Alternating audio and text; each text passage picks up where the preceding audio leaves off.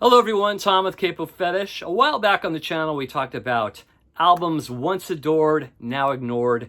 Now we're going to change it around. We're going to talk about albums purged, then repurchased.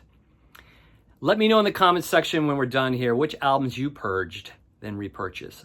So I have a few here to mention. I'm going to start out here with an album from 1993. It was an album that I bought initially on CD, then purged, then repurchased on vinyl. This is Overkill's album, Saturation. When I had this CD initially, I thought the first 4 or 5 songs were just dynamite. But the rest of the album just kind of lacked for me, and I think that's why I purged it initially. So years down the line, years went by, I'm like, fiddling through a bunch of used albums at a record store, and I come across this promo copy of the album, which came out in '93. And it happens to be a yellow copy, and it was only like $5 or $6. So I said, what the hell? Let's repurchase this album. And then I replayed it, and I actually like a lot more of it than I actually initially thought I did. So I love side one. Side one really has some just bangers. This is just a great rock and roll record. We have Sister Havana, Tequila Sunday, Positive Bleeding, Back on Me, and Woman to Woman. Those like first 5 are absolutely just perfect bangers. The rest of the album kind of grows on me a little bit. And now I play it periodically, but initially I have this on CD, purged it, repurchased it on vinyl for $6, a promo yellow copy. Next one, another album here from 1993, same year. The Cranberries' first album. Everybody else is doing it, so why can't we? Really loved this album when it first came out. Had the hits on here, Linger and Dreams. But I thought some of the deep cuts, the deep tracks on here were fantastic and even better. Like Sunday, a song called Pretty. Kind of reminds me of Jefferson Airplane, that song a little bit, like a little bit of Grace Slick vibe. Then another one called Waltzing Back. And the rest of the whole album, just pretty solid from start to finish. But when their second album came out, and that song Zombie came on the radio. Oh my God. Oh, that song is so horrible. So horrible. And then I was working at an office where that particular song was in rotation nonstop. And that yodeling and that singing from Dolores O'Riordan. I love her voice on this album. It's really cool. Just very laid back for the most part. But on that other album, she's pushing it to the limit. All these histrionics, which I just did not like. So after that whole Zombie debacle, I just said, I'm getting rid of this, along with a bunch of other CDs. I purged this. And then I was at some kind of party, and someone had this playing. This is years down the line. Someone had this playing, this first album.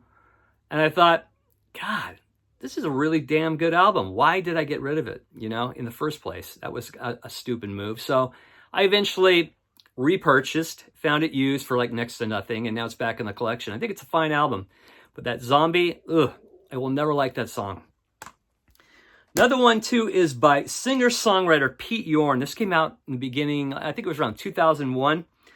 Cool album called Music for the Morning After. It's a really good singer-songwriter here, this guy. And I initially bought it right when it came out.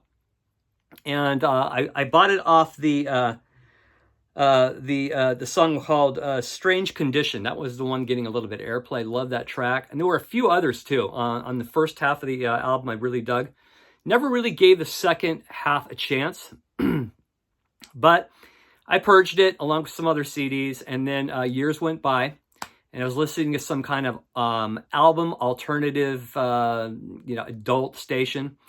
And they started playing a lot of this album from Pete Yorn, a lot of even deeper cuts than a couple of the tracks that got more traction back in the day. And I thought, wow, this is a pretty damn good album. So eventually I found it for $1.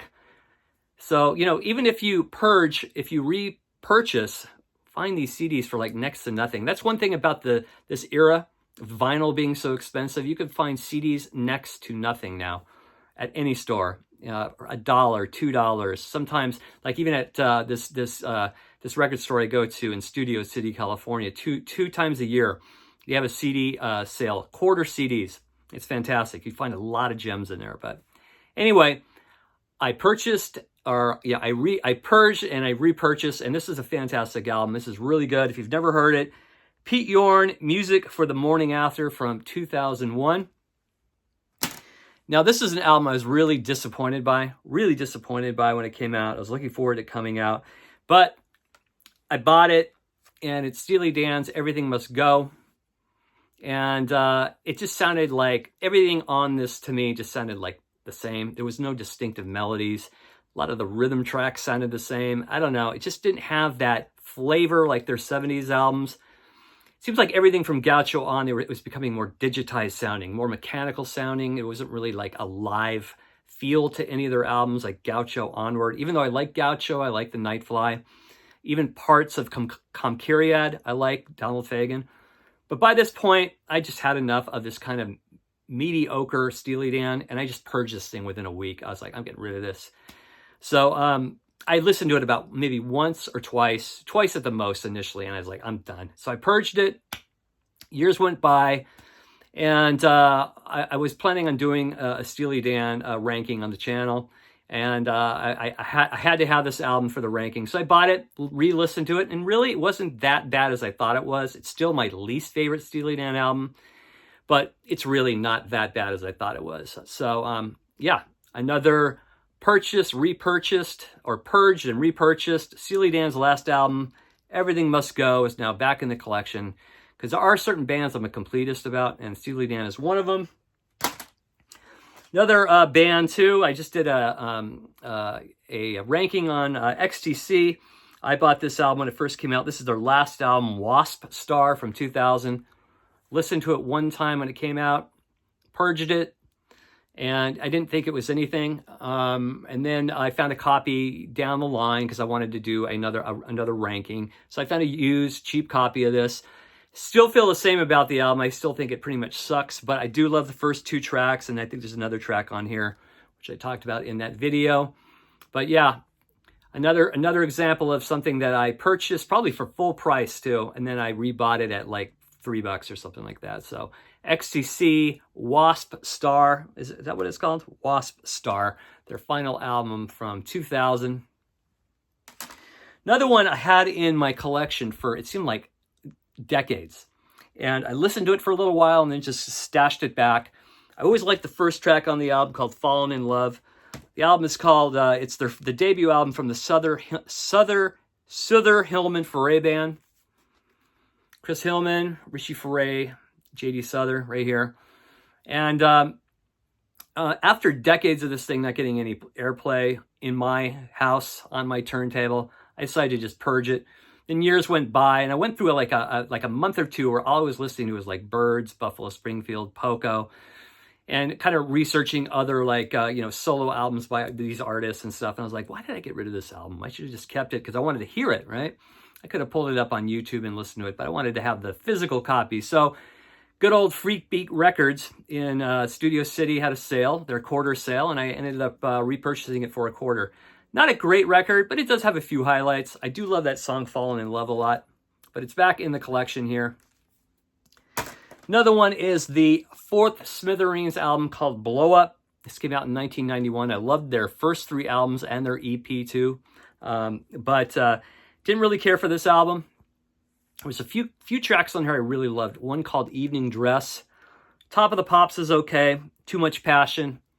But back in the day, this is like pre-CDs, when you could pre-burning CDs, when you can burn a CD.